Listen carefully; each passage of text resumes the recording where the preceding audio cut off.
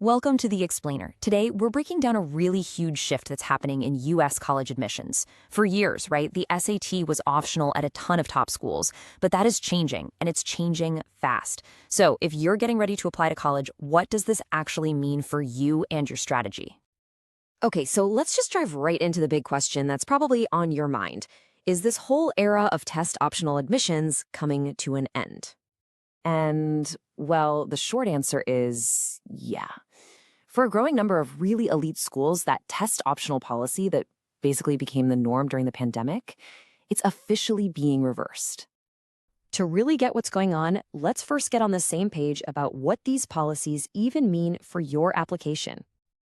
Test optional literally just means you get to choose. You can submit your scores or you can decide not to.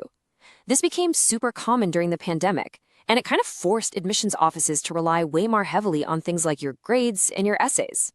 So why the sudden change of heart?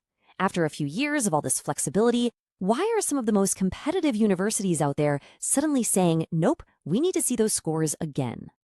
Well, it pretty much boils down to three key arguments, and this is all based on internal research from schools like Dartmouth and MIT. First, they say these tests give them a single objective yardstick to compare every single applicant fairly. Second, without the scores, it's just incredibly difficult to evaluate students coming from thousands of different high schools. It creates a real data gap for them.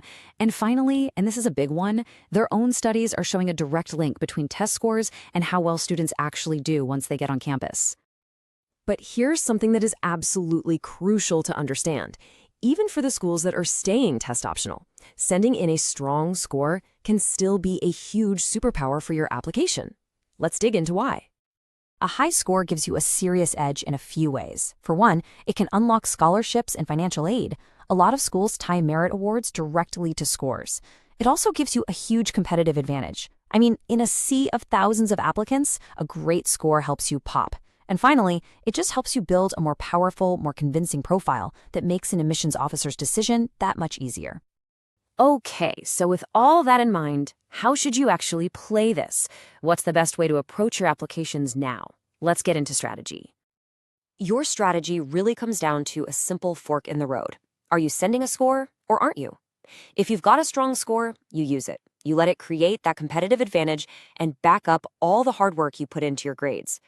But if you choose not to submit a score, then your focus has to pivot, and you have to double down on everything else. Your GPA, your essays, your teacher recommendations, all of that stuff suddenly carries a lot more weight. And this leads us to the single most important rule in all of this. There is no one-size-fits-all answer. Every university has its own policy, its own approach. So doing careful research on every single school on your list is absolutely essential. No shortcuts.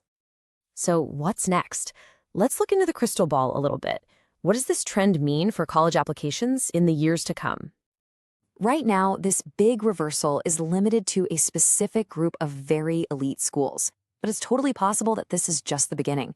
More universities could follow their lead in the next few application cycles. You can bet they are all watching each other very closely to see what happens. And this really brings us back to the core tension in admissions. It's this constant balancing act, right, between wanting that clean, objective, standardized data that tests provide, and the super important goal of increasing student diversity, which many people felt was better supported by test-optional policies. This debate is far from over. Ultimately, this whole changing landscape puts the power and the strategy right back in your hands. It's on you to do the research, to figure out the policies, and to build the absolute strongest application you possibly can, with or without that test score. So I guess the question is, what's your strategy going to be?